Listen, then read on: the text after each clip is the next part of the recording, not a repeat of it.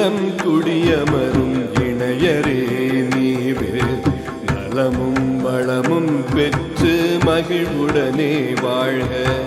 அன்பும் பண்பும் 16 சிறப்புடனே பெருக. வாழையடி வாழையன ஆள் போல தழைக்க. கல்வியும் செல்வமும் வெற்றியும் பெருக. சீரோடும் சிறப்போடும் குலம் விளங்க வாழ்க. இல்லறத்தில் மகிழ்ச்சியும் நீளாயுளும் பெற்று பேரோடும்